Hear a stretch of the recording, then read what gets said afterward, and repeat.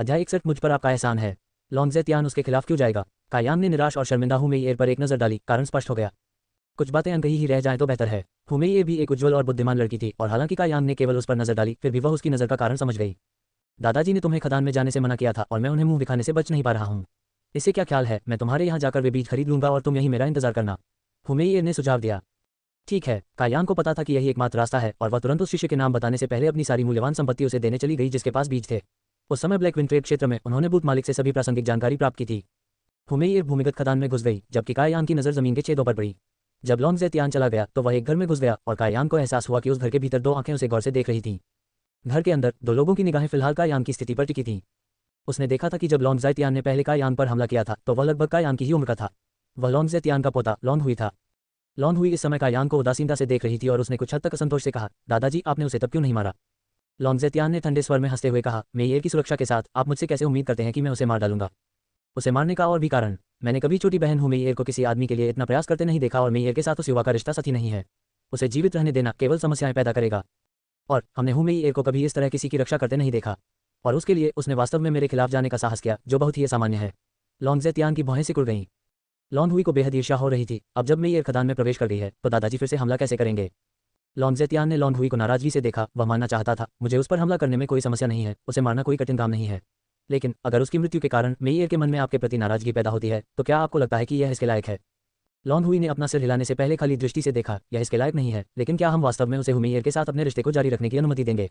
मैं इसे सहन नहीं कर सकता। आप लॉन्ग ज़ेतियान मदद नहीं कर सका, लेकिन उसने गहरी सांस ली अपने बड़े भाई से और जाने और देखे कि वह उन महिलाओं के साथ कैसा व्यवहार करता है जिन्हें वह पसंद करता है। यदि आप मेयर चाहते हैं तो आपको अपने दिमाग का अधिक उपयोग करना होगा। दादाजी आपको लोगों को मारने में मदद कर सकते हैं, लेकिन मैं संभवतः एक महिला का दिल हासिल करने में आपकी मदद नहीं कर सकता। हुमैन का कोई बेटा नहीं है, केवल जियावेर और मेयर ये दो बेटियां हैं। इसलिए यदि आप और आपका बड़ा भाई इन दोनों को प्राप्त करने में सक्षम है तो भविष्य में ब्लड ग्रुप मेरे लॉन परिवार का होगा। मेरे लंबे परिवार की सभी 3 पीढ़ियों में हमने ब्लड ग्रुप की मदद करने में दशकों का काम किया है, इसलिए हम संप्रदाय प्रमुख होने का स्वाद चखने के हकदार हैं। ये सुनकर लॉन हुई क्रोधित हो गया और उसने अपना सिर हिलाया। अब समय आ गया है कि मेरा लॉन परिवार स्वामी परिवार बन जाए। निश्चिंत रहे दादाजी, मेयर बच नहीं पाएगा और बड़े भाई की तरफ से फुजियोर निश्चित रूप से पकड़ लिया जाएगा। और ये देखना कि आपके पास संकल्प है अच्छा है। लॉन्ग ज़ेतियान उसे देखकर मुस्कुराया। लॉन्ग हुई जहर से भरी हुई थी। उसने दूर के कायान पर चीजों का आरोप लगाया। थोड़ी बेचैनी के साथ उसने कहा, दादाजी वह व्यक्ति, तुम स्वयं ही अवसर ढूंढो। उसकी ताकत अधिक नहीं है, इसलिए आपको सामना करने में सक्षम होना चाहिए। हाँ, लॉन्ग हुई बुरी तरह हंसी। हालांकि वह अब कुछ नहीं कर सकता था क्योंकि हुमेइर जल्द ही वापस आएगा। कायान अभी भी स्काई टॉवर का शिष्य था, इसलिए वह ज्यादा दूर तक नहीं भाग पाएगा। हुमेइर के बाहर आने से पहले कायान थोड़ी देर तक बाहर इंतजार करती रही। उसके पूरे शरीर पर पसीना आ रहा था। उसका चेहरा मुस्कुराहट से भरा हुआ था। उसने कायान के हाथों में 4 बीज दिए। सौभाग्य से यह जीवन के लिए खतरा नहीं था। ब्लड ग्रुप की युवती कुछ चीजें खरीदना चाहती थी तो किस शिष्य ने बेचने की हिम्मत नहीं की। बहुत धन्यवाद। कायान ने बहुत सावधानी से 4 बीजों को अपनी छाती क्षेत्र की जेब में रखा। कुछ देर तक अपनी मूल स्थिति में खड़े रहने के बाद कायान ने संघर्ष करते हुए कहा, आपने इस बार मेरी मदद की है, मैं आपका एहसान मानता हूँ। हुमेइर ने कायान को अजीब तरह से देखा। तुम्हारा क्या मतलब है? अपना हाथ लहराते हुए कायान ने कहा, तुम मेरे पीछे क्यों नहीं आते? हालांकि हुमेइर को नहीं पता था कि वह क्या करना चाहता है। वह आज्ञाकारी रूप से उसके पीछे चली गई। लगभग 30 फीट चलने के बाद कायान अप्रत्याशित रूप से रुका और अपना पैर थपथपाया। मैं चाहता हूं कि आप इस जगह को याद रखें। यहाँ लगभग 70 फीट नीचे कुछ असामान्य चीजें होनी चाहिए। हुमेइर की आंखें संदेह से चौड़ी हो गईं। तुम्हें कैसे पता? कायान ने थोड़ा स्पष्ट रूप से बुदबुदाया, मैं जिस मार्शल कौशल का अभ्यास कर रहा हूँ, एक निश्चित दूरी के भीतर मैं यान द्वारा जिम्मेदार सभी चीजों को महसूस कर सकता हूँ। यहाँ नीचे यान का खजाना होना चाहिए और इसकी यान ऊर्जा का उतार चढ़ाव ब्राइट यान स्टोन्स की तुलना में कई गुना अधिक शुद्ध है। यहाँ आने से पहले ही कायान को यह आभास हो गया था कि इस क्षेत्र में कुछ असामान्य है और इस पर विचार करने के बाद उन्होंने हुमेइर को बताने का फैसला किया। एक कारण यह था कि यह क्षेत्र ब्लड ग्रुप से संबंधित होने के कारण भले ही कायान को ये खजाने चाहिए थे, लेकिन वह उन्हें प्राप्त नहीं कर सका। दूसरे, उस पर अभी भी हुमेइर का एहसान बकाया है और कायान ने आज उसकी मदद करते हुए वह सब कुछ देखा जो उसने किया। कायान की बातें सुनकर हुमेइर भयभीत हो गई। क्या आप मुझ पर विश्वास करते हैं? मुझे विश्वास है, हुमेइर ने बहुत स्पष्टता से उत्तर दिया, जिससे कायान को थोड़ा स्थानांतरित महसूस हुआ। यह अच्छा है फिर, हल्के से मुस्कुराते हुए, भले ही मुझे नहीं पता कि नीचे क्या है, इसका मूल्य निश्चित रूप से कम नहीं है। इसके अलावा ऐसा लगता है कि कुछ और भी है, विशेष रूप से मैं इसे समझ नहीं पा रहा हूँ। लेकिन मेरे अनुमान से नीचे छिपा रहस्य वह अनोखा रहस्य होना चाहिए जिसे आपका ब्लड ग्रुप खदान के संबंध में सुझाने की कोशिश कर रहा है। यह अत्यंत संभव है कि उनके अस्तित्व के कारण ही यह यक्षशिरा अस्तित्व में है। हुमेइर प्रभावित हुए बिना नहीं रह सका। अगर कायान ने जो कहा वह सच है तो इसके नीचे छिपा रहस्य बेहद महत्वपूर्ण था। तुम एक बुद्धिमान लड़की हो, इसलिए तुम्हें पता होना चाहिए कि कैसे व्यवहार करना है। कायान ने गंभीरता से उससे आग्रह किया। मैं समझता हूँ। हुमेइर अपना सिर हिलाती रही। तो ठीक है, चलो चलते हैं। ये कहते हुए वह मुस्कुराया। जंगल में घूमते हुए हुमेइर और कायान ने बात नहीं की, बल्कि एक साथ जंगल की गर्मी का आनंद लिया। हुमेइर बेहद खुश थी क्योंकि कायान ने उसे इतनी महत्वपूर्ण जानकारी बताई थी। ये स्पष्ट था कि उसके प्रति उसकी धारणा बहुत बदल गई थी। पिछली बार के विपरीत जब उसने बस उसकी उपेक्षा की थी और उसे इधर उधर जाने का आदेश दिया था, इस बार अलग था। वह उसके साथ बहुत अधिक सौम्य और नर्म था। हम यहीं अलग हो जाएंगे। अचानक कायान ने अपने कदम रोक दिए, जबकि हुमेइर अपनी अनिच्छा दिखाते हुए विचलित दिखी। पलक झपकते ही दोनों लोग 4 वे चौराहे पर आ गए थे। समय इतनी जल्दी बीत गया। हुमेई थोड़ा दुखी हो रहा था। अलविदा, कायान ने जल्दी से यह कहा और स्काई टॉवर मंडप में वापस चली गई। वह वास्तव में आसानी से प्रभावित होने वाला व्यक्ति नहीं है। हुमेई संभलने की कोशिश करते हुए फूट फूट कर हंसे। अध्याय 62 जियानिंग चांद का निर्णय। कोइलिंग ड्रैगन स्ट्रीम के बगल में कायान ने अपने प्रशिक्षण पर ध्यान केंद्रित किया। उससे कुछ ही दूरी पर थरी सनफ्रूट्स के 3 पेड़ स्वस्थ रूप से उग रहे थे। तीनों में से सबसे बड़े पेड़ पर पहले से ही 3 फल उग रहे थे, सभी पकने के कगार पर थे। तीनों में से सबसे छोटा पौधा अभी अभी जमीन से निकला था, वह अभी भी एक छोटा सा पौधा था। जिस दिन से उसने ब्लड ग्रुप खदान छोड़ी थी, तब से कायान कोइलिंग ड्रैगन स्ट्रीम में दिन रात बिना रुके खेती कर रहा था, यहाँ तक कि खाना भी भूल जाते हैं। लॉन्गजेतियान के मनमौजी हमलों ने उसे मजबूत बनने के लिए प्रेरित किया था। उस घटना को लेकर वह अपने दोनों हाथों से बदला लेना चाहता था। 10 दिनों के प्रशिक्षण के बाद वह टेम्पर्ड बॉडी 9वें चरण के चरम पर पहुंच गया था और टूटने की कगार पर था। लेकिन ऐसा लग रहा था कि वह कुछ प्रमुख बिंदुओं को समझने में असमर्थ है, जिससे कायान को निराशा महसूस हो रही है। वह जानता था कि किसी क्षेत्र में सफलता के लिए एक अवसर की आवश्यकता होती है और यह विभिन्न उपचरणों को पार करने जैसा आसान नहीं था। भले ही उसके पास पर्याप्त विश्व क्यूई हो, उसे एक मौका अवश्य मिलना चाहिए और समझना चाहिए कि क्या समझने की आवश्यकता है। लेकिन अगर आपने इसके बारे में सोचा तो प्रशिक्षण के ये दिन काफी अच्छे से बीते। उसे अब जाकर झाड़ू लगाने की जरूरत नहीं थी, इसलिए उसके पास प्रशिक्षण के लिए अधिक घंटे थे। तरी लीव के स्पिरिट फ्लावर और डेड जेडी ट्री ग्रास जड़ी बूटियां बहुत पहले ही समाप्त हो चुकी थीं। धूप के दबाव के बिना ट्रुयान रणनीति को सक्रिय करने के परिणाम स्पष्ट रूप से तेज थे, जिससे कायान को यान क्यूई को पृथ्वी से अधिक आसानी से अवशोषित करने की अनुमति मिली।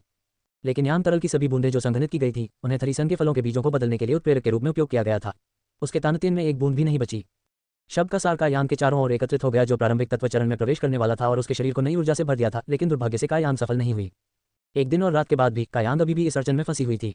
हालांकि उसे कोई चिंता या अधीरता महसूस नहीं हुई, फिर भी वह खुद को उन बंधनों से मुक्त करने में असमर्थ था जो उसे बांधे हुए थे। ये बहुत अजीब था। एक और रात आई। तारों भरे आकाश के नीचे कोइलिंग ड्रैगन स्ट्रीम के बगल में कायान चिंतित मूड में डूब गई। उसकी सारी दुनिया अस्त व्यस्त हो गई और उसके चेहरे पर एक बेहद दर्दनाक अभिव्यक्ति दिखाई दी। बहुत दूर नहीं, जियानिंग चांग जो कायान को देख रहा था, रोने के अलावा कुछ नहीं कर सका। हालांकि वे काफी दूर दूर थे, फिर भी वह सामान्य विश्व क्यूई उतार चढ़ाव को महसूस कर सकती थी। उन विश्व क्यूई उतार चढ़ाव के भीतर एक ठंडी और दुष्ट क्यूई थी। ऐसा कैसे हो सकता है? यह अंधेरी प्रथाओं में चलने का स्पष्ट संकेत था। वह केवल संयमित शरीर के 9वें चरण से प्रारंभिक तत्व चरण में प्रवेश कर रहा था, तो गलती से अंधेरे प्रथाओं में चलने का मौका कैसे हो सकता है? इसे बुरी तरह से कहें तो कायान जैसे मार्शल प्रैक्टिशनर के पास इतने निम्न स्तर की साधना के साथ डार्क प्रैक्टिस के लिए योग्यता भी नहीं थी। केवल जब वह उच्च स्तर पर होता तो उसे उस दिशा में खेती शुरू करने का मौका मिलता। लेकिन ये स्थिति वास्तव में कायान के साथ घटित हो रही थी। जियानिंग चांग की सुंदर भौहें असमंजस में एक साथ सिकुड़ गईं। उसके वहां होने का कारण यह था कि उसने कायान की खोज की थी। उसने 2 साल से अधिक समय तक कायान पर नजर रखी थी, इसलिए यह एक आदत बन गई थी।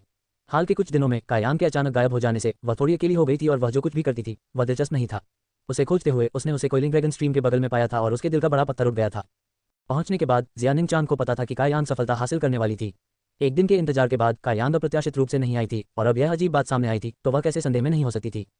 जैसे ही जियानिंग चांग अंदर से चिंतित महसूस कर रहा था, कायान के भीतर से एक शुद्ध और प्रचंड गर्म ऊर्जा फूट पड़ी। उस प्रचंड गर्म ऊर्जा की उपस्थिति के साथ ऊर्जा के राक्षसी निशान धीरे धीरे जल रहे थे और कायान की विश्व क्यूई में उतार चढ़ाव तुरंत स्थिर हो गया। सच्ची यांग ऊर्जा। जियानिंग चांग का छोटा मुंह खुल गया और उसके आकर्षक चेहरे पर उसका आश्चर्य प्रदर्शित हुआ, लगभग चिल्लाते हुए, यह इतना शुद्ध कैसे हो सकता है? वह शुद्ध और झुलसा देने वाली गर्म ऊर्जा स्पष्ट रूप से यान प्रकार की ऊर्जा थी। कई स्काइट अवशिष्य अग्नि या यान प्रकार के मार्शल कौशल विकसित करते हैं और उनके पास इस प्रकार की उग्र विश्व क्यूई है। लेकिन इससे कोई फर्क नहीं पड़ता कि वर्ल्ड क्यूई की तुलना कायान के किस शिष्य से की गई, यह उनके जितना शुद्ध नहीं होगा। ये प्रचंड गर्म ऊर्जा बहुत घनी नहीं थी क्योंकि कायान की ताकत बहुत अधिक नहीं थी, लेकिन यह असामान्य रूप से साफ था, जरा सी भी अशुद्धता के बिना, एक जल स्रोत की तरह जो बाहरी दुनिया से दूषित नहीं हुआ था। इससे पहले कि वह खुद को संभाल पाती, जियानिंग चांग ने देखा कि जिस राक्षसी ऊर्जा को उस तीव्र ऊर्जा द्वारा दबाया जा रहा था, वह भी कायान के अंदर बिखरते समय उसकी जगह ले रही थी। थोड़ी देर के बाद कायान से एक और सच्ची यान क्यूई बाहर आए और कायान को बहाल करते हुए शेष अंधेरे ऊर्जा को दबा दिया। ये कुछ बार दोहराया गया, जिससे जियानिंग चांग हक्का बक्का रह गया। उसने ऐसी विचित्र घटना कभी नहीं देखी या सुनी थी जब कोई मार्शल अभ्यासकर्ता प्रारंभिक तत्व चरण में प्रवेश कर गया हो। दूसरे शब्दों में, प्रारंभिक तत्व चरण तक पहुंचने के बावजूद किसी को कुछ प्रतिबंधों का सामना करना पड़ेगा, क्योंकि चरण अभी भी काफी नीचे था, इसलिए प्रतिबंध भी थे। जब तक कोई कुछ प्रयास करता है तब तक वे सफलता प्राप्त कर सकते हैं, लेकिन कायान के मामले में ऐसा नहीं था। वह स्पष्ट रूप से देख सकती थी कि जो प्रतिबंध उसने सहे थे वे किसी भी अन्य की तुलना में कहीं अधिक थे और वास्तव में वे उन प्रतिबंधों के बराबर थे जो उसने तब झेले थे जब वह उच्च चरणों में प्रवेश कर रही थी। कायान वर्तमान में बुरी तरह पीड़ित था, लेकिन तभी वह अगले चरण में थोड़ा आगे बढ़ गया था। वह पहले से ही प्रारंभिक तत्व चरण में कदम रख चुका था, लेकिन उसी क्षण उसकी हड्डियों के भीतर से एक बुरी ऊर्जा निकली जिससे उसकी एकाग्रता भंग हो गई। सौभाग्य से उसकी यान वर्ल्ड क्यूई ने उसे अपना दिमाग साफ करने की अनुमति दी। वर्तमान में उसके शरीर के अंदर 2 ऊर्जाएं एक भयंकर युद्ध लड़ रही थी। एक यान ऊर्जा थी जिसे उसने विकसित किया था और दूसरी बुरी ऊर्जा थी जो उसकी हड्डियों से आती थी। प्रत्येक पक्ष ने उसके शरीर को अपने युद्ध क्षेत्र की तरह मानते हुए अंतहीन संघर्ष किया। बुरी ऊर्जा ने उसके शरीर के ऊपरी हिस्से पर कब्जा कर लिया, जिससे उसका दिमाग थोड़ा अस्त व्यस्त हो गया और उसके मन के भीतर से खून की प्यासी भावनाएं पैदा हो गईं। वह हत्या करने के लिए किसी व्यक्ति को ढूंढना चाहता था। यह वैसा ही था जैसे किसी युद्ध के दौरान वह दूसरों द्वारा घायल हो जाता था, जबकि यह अलग भी था। हालांकि जब वह घायल हो गया तो उसे युद्ध के दौरान खून की प्यास महसूस हुई, फिर भी उसका दिमाग साफ था। जबकि उनकी यान वर्ल्ड क्यूई ने उनके शरीर के निचले हिस्से पर कब्जा कर लिया, जिससे उनका शरीर बेहद साफ और मुक्त हो गया। बिना किसी अंत के चारों ओर चक्कर लगाना, जिससे कोई स्पष्ट विजेता और हारने वाले का निर्धारण करने में असमर्थ हो जाता है। कायान को सबसे अधिक असहजता महसूस हुई। जियानिंग चांग अपने अद्भुत फिगर को प्रदर्शित करने वाले तंग काले कपड़े पहनकर स्काई टॉवर के चारों ओर घूमी। पतली कमर, लंबी पतली टांगें जो लोगों को अपनी कल्पनाओं में खोने पर मजबूर कर देती थीं। एक असहज भावना और अपने चेहरे को काले घूंघट से ढंकने के साथ वह कायान के पास पहुंची। उसने काफी देर तक अपनी स्थिति से देखा था और कायान के लिए वास्तव में चिंतित महसूस किया था। कई बार सोचने के बाद भी उसने उसके पास जाकर उसकी मदद करने का फैसला किया। आमतौर पर जब कोई अंदर घुस रहा था तो उन्हें परेशान नहीं किया जा सकता था, लेकिन जियानिंग चांग कायान के अंदर होने वाली अराजक लड़ाई को स्पष्ट रूप से महसूस कर सकता था। ये युद्ध प्रकार के बपतिस्मा के लिए रक्तपिपासु जैसा था। केवल एक युद्ध ही उसे राहत दे सकता है, केवल वही उसे उस अंतहीन चक्र से बचने में मदद कर सकता है। इसलिए जियानिंग चांग उसके पास जाने से पहले अपने कपड़े बदलने के लिए अपने आवास पर लौट आए, अन्यथा वह उसे पहचानने में सक्षम हो सकता था। आखिरकार वे पहले भी आमने सामने मिल चुके थे। जल्दी से वापस लौटते हुए कायान अभी भी पीड़ित था और उसकी हरकतें पहले से कहीं ज्यादा बड़ी लग रही थीं। थोड़ी सी भी हिचकिचाहट के बिना जियानिंग चांग सीधे कायान पर झपट पड़ा। उसकी दिलकश आंखों में जानलेवा इरादा चमक उठा, उसके हाथ ने हमला कर दिया। अध्याय 63 तुम मेरी बड़ी बहन लगती हो।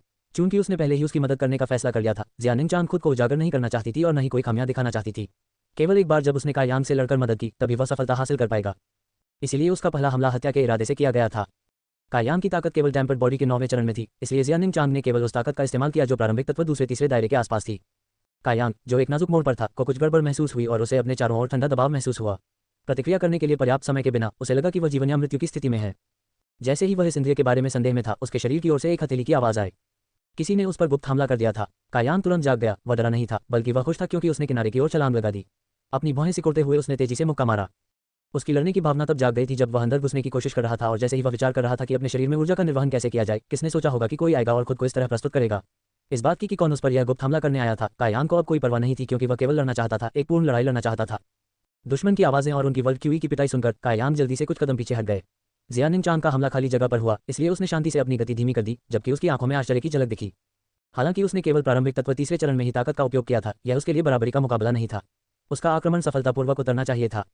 थोड़ा पीछे हटते हुए कायान ने अपने प्रतिद्वंद्वी के निर्माण को देखने के लिए चांदनी का उपयोग किया। वह एक महिला थी, लेकिन उसका चेहरा काले घूंघट से ढका हुआ था, इसलिए वह उसका चेहरा देखने में असमर्थ था। यह एक लड़की कैसे हो सकती है? कायान की भौहें सिकुड़ गईं और वह संतोष से बड़बड़ाने लगा। जैसे ही जियानिंग चांग ने ये शब्द सुने, वह गुस्से से कांपने लगी। अपने दांत भींचते हुए उसका शरीर हल्के से उड़ गया, जबकि वर्ल्ड क्यूई उसके हाथ की हथेली में इकट्ठा हो गई और कायान के सिर की ओर निर्देशित उसकी हथेली की छवियों से आकाश ढक गया। उन शब्दों ने उसे बहुत क्रोधित कर दिया था। कायान चिल्लाया और जियानिंग चांग के मुकाबले में अपनी उबलती गर्म वर्ल्ड क्यूई के साथ अपनी सारी ताकत लगा दी। हालांकि प्रतिद्वंद्वी एक महिला थी, कायान उदार नहीं थी। उनकी ताकत स्पष्ट रूप से एक स्तर पर उससे अधिक थी, साथ ही हत्या का इरादा भी था, इसलिए उन्होंने लापरवाह होने की हिम्मत नहीं की। बिजली और आग आपस में जुड़े हुए थे। कायान और जियानिंग चांग दोनों युद्ध में कसकर बंद थे, लेकिन ये स्पष्ट था कि यह कायान के लिए प्रतिकूल था। उनकी युद्ध शैली भारी ताकत के विस्फोट वाली थी और यद्यपि उनकी हत्या करने की शक्ति क्रूर थी, लेकिन यह जियानिंग चांग की चपलता से मेल नहीं खा सकती थी। यदि वह 2 बार हमला करता था तो जियानिंग चांग 3 बार हमला करता था। साथ ही जियानिंग चांग की फुर्तीली हरकतें उसे सभी दिशाओं में जाने की अनुमति देती थी। यह ऐसा था जैसे एक बंदर कायान पर चालें खेल रहा हो। कायान को हर जगह पीटा गया, जिससे वह क्रोधित हो गया। वह समझ सकता था कि इस प्रतिद्वंद्वी की ताकत उससे काफी अधिक है, लेकिन उसने कभी यह अनुमान नहीं लगाया होगा कि उसका प्रतिद्वंद्वी उससे लड़ते समय अपनी असली ताकत छिपा रहा था। इस प्रकार के विरोधियों से लड़ना, उन पर प्रहार करना वास्तव में एक चमत्कार होगा। चेहरा काला पड़ गया। जियानिंग चांग, जो गुस्से से उबल रहा था, अचानक मुस्कुरा रहा था। उसने सोचा, तुम्हें बकवास करने के लिए किसने कहा था? आप पीटे जाने के पात्र हैं। लेखक महिलाएं डरावनी होती हैं। बस कुछ ही क्षणों में कायान को जो दर्द और घाव मिले, उसने उसके खून की उत्तेजना को जगा दिया। ऊर्जा एक उफनती नदी की तरह उमड़ रही थी। उसने ध्यान से सुना, वह लहरों की आवाज भी सुन सकता था, क्योंकि परिचित गर्माहट उसके पूरे शरीर में फैल गई थी और उसकी ताकत धीरे धीरे वापस आ गई थी। जियानिंग चांग ने बार बार सदमे के लक्षण दिखाए, क्योंकि उसने महसूस किया कि इस कनिष्ठ भाई की विश्व की उतार चढ़ाव बड़ी और बड़ी होती जा रही थी, क्योंकि उसकी ताकत धीरे धीरे संयमित शरीर के चरण से निकलकर प्रारंभिक तत्व चरण में पहुंचने लगी थी। इस बात का जिक्र नहीं है कि इसे अभी भी रुकना था और धीरे धीरे लेकिन लगातार बढ़ रहा था। वह मुट्ठी जो अपने साथ गर्म वर्ल्ड क्यूई लेकर आई थी, बड़ी और मजबूत, बड़ी और भारी हो गई। जियानिंग चांग को लगने लगा कि वह टिक नहीं सकती, इसलिए उसने अपनी ताकत थोड़ी और बढ़ा दी और सहते हुए अपने दांत भींच लिए। तुम्हें किसने आकर मुझे मारने की कोशिश की? इस भयंकर युद्ध के बीच में कायान ने उदास चेहरे के साथ अचानक उससे पूछा। उसकी आवाज गहरी थी और निराशा से भरी हुई थी। जियानिंग चांग ने कोई उत्तर नहीं दिया और इसके बजाय अपना सारा ध्यान कायान की चालों को विफल करने में लगा दिया। अब तक कायान की ताकत उसके बराबर ही थी, बिना किसी भी पक्ष को जरा भी फायदा नहीं हुआ। जब तक वह उसकी मुट्ठी के निशाने पर थी, उसे अपने शरीर पर आक्रमण करने वाली शुद्धयान क्यूई को पीछे हटाने के लिए कुछ प्रयास करने पड़े। जियानिंग चांग काफी भयभीत थी और उसे डर था कि उसने इस शुद्धयान वर्ल्ड क्यूई की ताकत को कमाका था। शुद्धता का यह स्तर कोई सामान्य मार्शल अभ्यासकर्ता तक नहीं पहुंच सकता था। जैसे ही कायान और जियानिंग चांग के हाथ फिर से एक दूसरे से टकराए, उनमें से कोई भी पीछे नहीं हटा। विरोधी महिला पर अपनी नजरें सिकोड़ते हुए कायान की नजर उसके माथे पर पड़ी और उस पर एक हल्की सी चाप पड़ गई। थोड़ा चौंकते हुए कायान ने पूछा, आपकी शक्ल, आप मेरी बड़ी बहन लगती हैं। जियानिंग चांग वर्तमान में कायान के यांग क्यूई के आक्रमण के खिलाफ बचाव कर रही थी, इसलिए जब उसने ये शब्द सुने तो वह चौंक गई। उसने सोचा, ये कब उजागर हुआ? उसने कभी नहीं सोचा होगा कि यह उसके माथे पर हल्की छाप थी जिसने कायान के संदेह को जगाया। कायान को याद आया कि जियानिंग चांग के माथे पर उस छाप के क्षेत्र में एक नीला रत्न था। जियानिंग चांग की आंखें घबराहट से झपकी, उसकी पलकें लगातार कांपने लगी। इस बीच कायान व्यापक रूप से मुस्कुराए। इसने अचानक उसके हमलों में बाधा डाली, इसलिए उसने उसे मजबूती से अपने आलिंगन में खींच लिया और उसका घूंघट फाड़ दिया। उस क्षण तक जियानिंग चांग अभी ठीक हुई थी और ये बताने को तैयार नहीं थी कि वह कौन थी। सबसे पहले वह कायान पर दबाव बढ़ाना चाहती थी और दूसरी बात, वह थोड़ी शर्मिंदा थी। आखिरकार पिछली बार की मुलाकात बहुत अजीब थी, तो वह संभवतः अपना घूंघट कैसे हटा सकती थी। हताशा के एक क्षण में वह अपनी ताकत को दबाने में विफल रही, इसलिए वर्ल्ड क्यूई का एक भयंकर विस्फोट हुआ। क्या यान अजीब तरह से चिल्लाई और काफी दूर तक पीछे की ओर उड़ गई। जब वह उतरा तो उसने कुछ और लुढ़कना जारी रखा। जब वह रेंग कर ऊपर आने में कामयाब हो गया तो वह महिला अभी भी वहां कैसे रह सकती थी। वह बहुत पहले ही भगवान के पास भाग गई थी, न जाने कहाँ। क्या ये सचमुच हो सकता है? तभी तो उसने यूं ही सवाल पूछ लिया था, लेकिन किसने सोचा था कि वह इतनी बुरी प्रतिक्रिया देगी। उस अंतिम विश्व क्यूई आक्रमण ने कायान को उनकी शक्तियों में बड़ी असमानता के बारे में जानने की अनुमति दी। अगर वह सचमुच उसे मारना चाहती थी तो यह हाथ उठाने जितना आसान होगा। क्या उसके लिए उसके साथ युद्ध शुरू करना वास्तव में आवश्यक था? यह मामला था या नहीं, यह अब महत्वपूर्ण नहीं रहा, क्योंकि उस लड़ाई की उत्तेजना के तहत उसे बांधने वाली बेड़ियां टूट गई थीं। वह तुरंत बैठ गया और ध्यान से विश्व ऊर्जा को महसूस करने लगा। अगले घंटे में सांसारिक ऊर्जा कायान की दिशा में हिंसक रूप से प्रवाहित होने लगी। गहरी सांस लेते हुए कायान के सभी छिद्र खुल गए और खुशी से विश्व ऊर्जा को अपने शरीर में समाहित कर लिया। खींची गई विश्व ऊर्जा कायान के शरीर के चारों ओर घूमने लगी और उसके पूरे शरीर को साफ कर दिया। ये प्रत्येक मार्शल अभ्यासकर्ता को दिया गया एक अवसर था जो उच्चतर क्षेत्र में प्रवेश कर गया। जहां तक सफाई के परिणामों की बात है, यह इस बात पर निर्भर करता है कि अभ्यासकर्ता ने इसमें कितना प्रयास किया है। 100 फीट दूर जियानिंग चांग ने घबराकर उसे अपनी छाती से लगा लिया, क्योंकि उसने नहीं सोचा था कि कायान उसे पहचान लेगी। हालांकि उसने अंततः उसे सफल होने में मदद की थी, इसलिए उसने अपने प्रयास बर्बाद नहीं किए। वह घबरा ही रही थी कि एक व्यक्ति की आकृति दिखाई दी। एक साधारण कपड़े पहने बूढ़ा व्यक्ति अचानक प्रकट हुआ। मिलनसार शक्ल सूरत वाला ये बूढ़ा व्यक्ति बिल्कुल सफेद था। TL 11वां बड़ा। उसका चेहरा देखने के बाद जियानिंग चांग ने सम्मानपूर्वक उसका अभिवादन किया। संप्रदाय प्रमुख को नमस्कार। बूढ़ा व्यक्ति दयालुता से मुस्कुराया, आप मेरे स्काई टॉवर शिष्यों में से एक नहीं हैं, औपचारिकताओं की कोई आवश्यकता नहीं है। जियानिंग चांग ने धीरे से कहा, लेकिन आप मेरे गुरु के करीबी दोस्त हैं, इसलिए स्वाभाविक रूप से आप मेरे वरिष्ठ हैं। अध्याय 64 प्रारंभिक तत्व चरण। जब संप्रदाय प्रमुख ने जियानिंग चांग के चतुर और समझदार व्यवहार को देखा तो वह मुस्कुराए बिना नहीं रह सका। मेंग वुया वास्तव में सौभाग्यशाली है कि उसने ऐसे अच्छे व्यवहार वाले शिष्य को स्वीकार किया। अपने ही 2 शिष्यों को याद करके हेड ने चुपचाप आह भरी। जियानिंग चांग अपने अतीत के बारे में बहुत स्पष्ट था और उसकी अभिव्यक्ति को मन देखकर वह नहीं जानती थी कि उसे कैसे सांत्वना दी जाए। वह केवल मौन में डूब सकती थी। बिना कुछ बोले हेड ने अपना हाथ आकाश की ओर उठाया और फिर कायान की दिशा में धक्का दिया। उस पल में जियानिंग चांग को लगा कि उस क्षेत्र में स्वर्ग और पृथ्वी आधे में कट गए हैं, जैसे एक विशाल अदृश्य हथेली उस क्षेत्र को सभी चुभती नजरों से बचा रही थी। इस युवा खिलाड़ी की सफलता से काफी हंगामा मचना चाहिए था, इसलिए सबसे पहले इसे छिपाना सबसे अच्छा होगा। ये दूसरों द्वारा जांच से बचने के लिए है, सर समझाने लगे। जियानिंग चांग घाटे में था। यह मुखिया जो पूरे साल अक्सर खुद को दूसरों के सामने नहीं दिखाता था, वह कायान के साथ इतनी दिलचस्पी से क्यों व्यवहार कर रहा था। हालांकि वह हैरान थी, फिर भी उसने पूछने की हिम्मत नहीं की। एक युवा कायान की स्थिति को देखते हुए 100 फुट की दूरी पर रुके रहे। विश्व ऊर्जा कायान के संयमित शरीर में प्रवेश कर गई और उसके हर इंच में फैल गई। भले ही कोई प्रारंभिक तत्व के उतार चढ़ाव को महसूस नहीं कर सका, वे देख सकते थे कि 10 फुट के दायरे में कायान के मूल के रूप में हवा का एक बड़ा तूफान घूम रहा था। कायान के आसपास हलचल वास्तव में छोटी नहीं थी। ये केवल प्रारंभिक तत्व चरण में एक सफलता थी, तो यह ऐसा कैसे हो सकता है? जियानिंग चांग वास्तव में इसे समझ नहीं पाया। समय बीतने के साथ कायान के शरीर में धीरे धीरे ढोल बजने की आवाज आने लगी। उसने महसूस किया कि उसका शरीर एक गुब्बारे की तरह फैल रहा था, क्योंकि उसमें काफी बड़ी मात्रा में विश्व ऊर्जा प्रवाहित हो रही थी। जैसे ही जियानिंग चांग गुप्त रूप से उसके लिए चिंता कर रहा था, उसका शरीर पहले जैसा हो गया। यहाँ तक कि हेड की बाधा के तहत वह अभी भी भयावह विश्व क्यूई उतार चढ़ाव को महसूस कर सकती थी। इससे भी अधिक चौंकाने वाली बात यह थी कि विश्व क्यूई की विशाल मात्रा कायान द्वारा पूरी तरह से अवशोषित कर ली गई थी और अप्रत्याशित रूप से कोइलिंग ड्रैगन स्ट्रीम से ऊर्जा की एक धधकती गर्म लाल धारा बाहर निकली। ऊर्जा की ये धारियां लाल रिबन की तरह थी, जो कोइलिंग ड्रैगन स्ट्रीम के नीचे से उठती थी। वे कायान में उसके छिद्रों के माध्यम से प्रवेश करती थीं। यांग ने क्यूई को जिम्मेदार ठहराया। जियानिंग चांग को एहसास हुआ कायान ने पहले जो ऊर्जा अवशोषित की थी वह विश्व ऊर्जा थी, और इस बार यांग ने क्यूई को जिम्मेदार ठहराया। हालांकि इसे अभी भी विश्व ऊर्जा माना जा सकता है, यह एक ही विशेषता वाली ऊर्जा थी। इसके बाद ही यांग ने क्यूई को पूरी तरह से कायान द्वारा आत्मसात कर लिया। हंगामा बंद हो गया। इतना खराब भी नहीं। हेड थोड़ा मुस्कुराया और उसने जो अवरोध खड़ा किया था उसे हटाने के लिए अपनी उंगलियां चटकाईं। कुछ ही सेकंड में उसकी आकृति गायब हो गई और जियानिंग चांग के कान के पास केवल उसकी आवाज रह गई, कृपया पूछें कि क्या आपका स्वामी मेरी जगह पर ठीक है? समझा। कायान की सफलता के परिणामों की जांच करने से पहले जियानिंग चांग ने सम्मानपूर्वक उत्तर दिया। केवल एक नजर से जियानिंग चांग दंग रह गया। प्रारंभिक तत्व दूसरा चरण। उसने वास्तव में सोचा कि उसे गलत तरीके से महसूस हुआ है, इसलिए उसने दोबारा जांच की और पुष्टि की कि कायान वास्तव में प्रारंभिक तत्व दूसरे चरण में पहुंच गई थी। इस बार उनकी सफलता में न केवल उन्हें एक उच्च क्षेत्र में प्रवेश करना शामिल था, बल्कि उपचरणों में से एक को तोड़ना भी शामिल था। क्या वह सपना देख रही थी? जियानिंग चांग की अपनी काया विशेष थी और यहाँ तक कि उसकी सावधानीपूर्वक खेती और प्रशिक्षण के बावजूद जब वह आगे बढ़ी तो सीधे तौर पर 2 चरणों से नहीं गुजरी। तो आज जब उसने कायान को अपने सामने यह उपलब्धि हासिल करते देखा तो वह कैसे दंग रह जाती।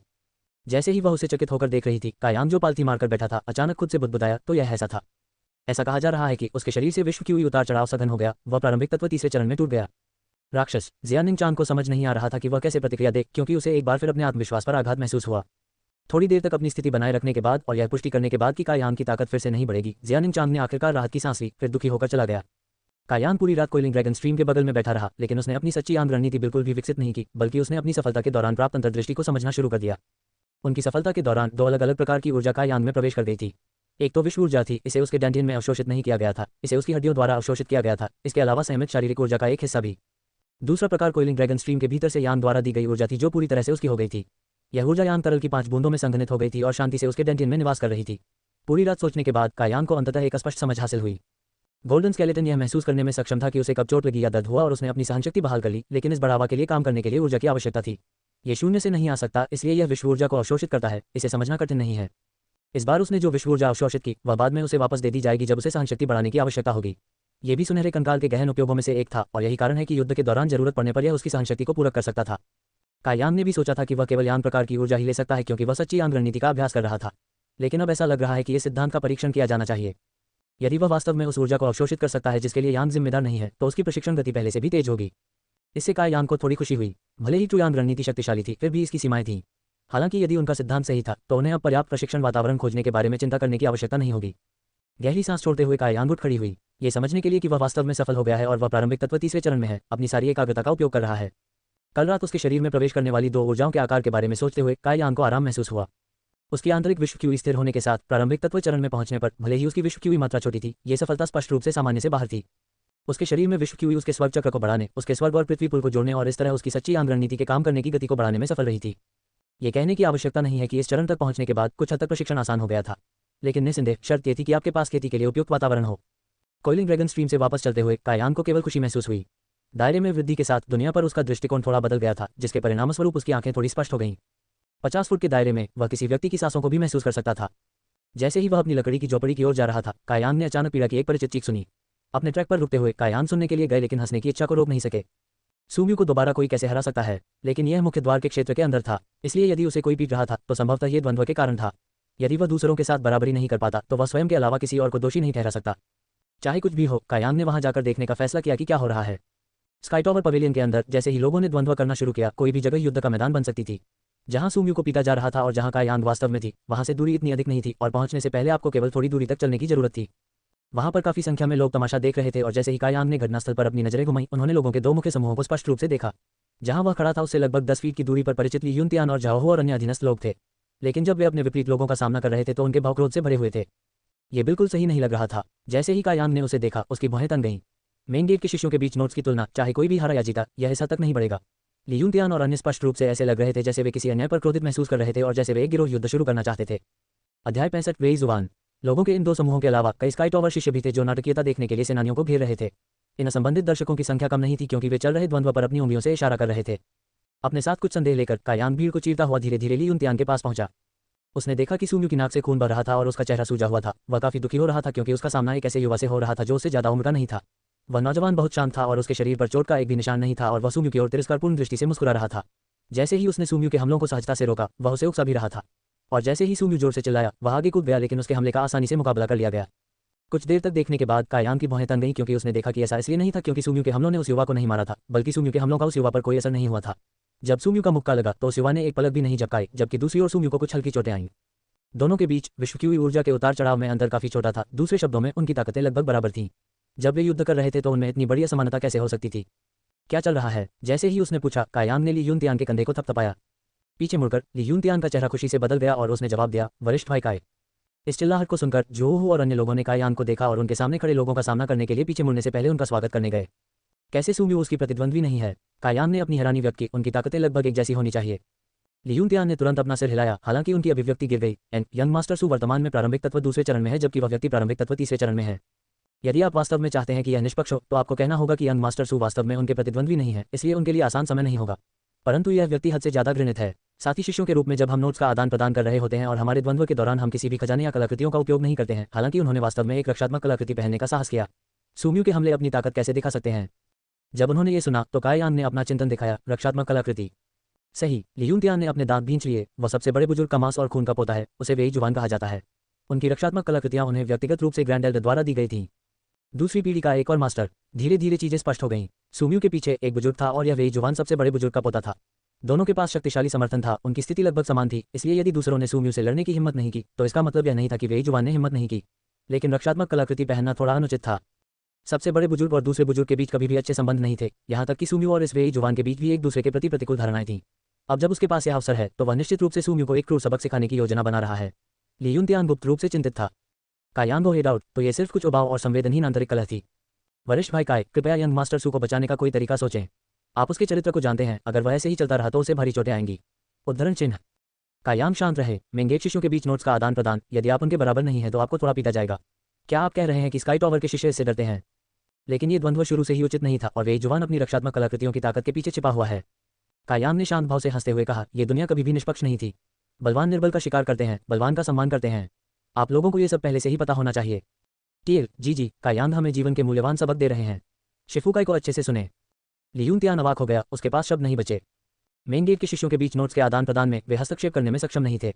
हालांकि कायान की हरकतें अतीत में उग्र थीं, फिर भी वह स्कूल के नियमों की अवहेलना नहीं कर सकता था, तो वे उससे पिछली बार की तरह सुम्यू को बचाने की उम्मीद कैसे कर सकते थे।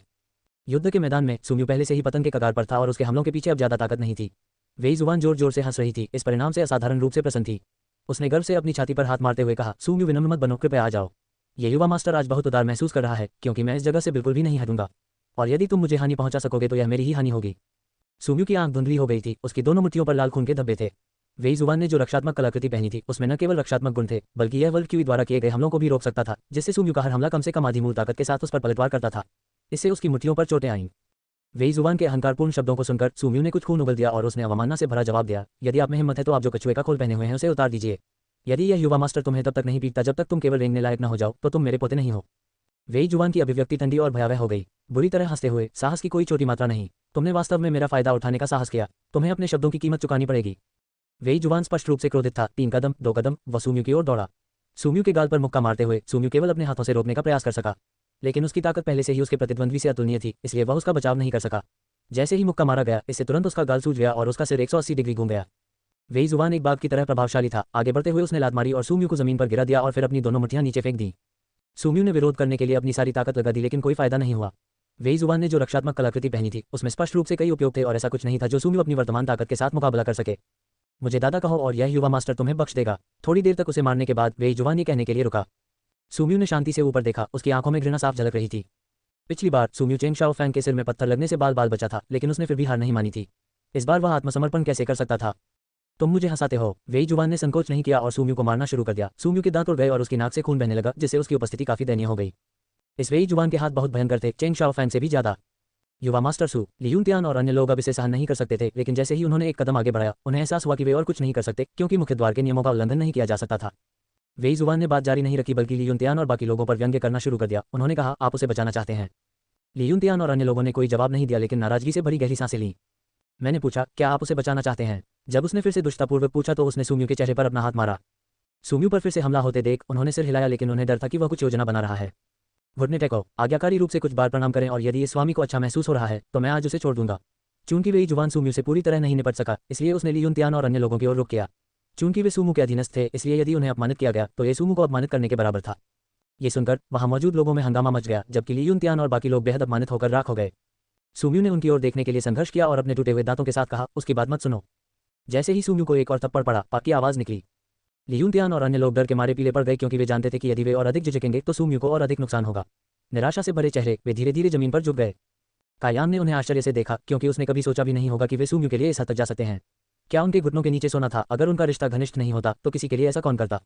मूल रूप से कायान ने सोचा था कि लियूनतियान और अन्य लोग कुछ लाभ कमाने के लिए दूसरी पीढ़ी के सुम्यू के पीछे चले गए, लेकिन स्पष्ट रूप से ऐसा नहीं था। वेई जुबान की आंखें सिकुड़ गईं और वह अचानक जोर से हंसा। उनके ऊपर उठते हुए उसने सुम्यू की ओर देखा। आप बता नहीं सकते कि आपके द्वारा प्रशिक्षित ये कुत्ते कितने आज्ञाकारी थे। सुम्यू की आंखों के कोनों से आंसुओं की 2 धारें बह निकली, अपमान के आंसू। यहाँ तक कि जब वेई जुबान ने उसे इस हद तक पीटा था, तब भी उसके आंसू नहीं गिरे थे, लेकिन अब जब उसने लियूनतियान और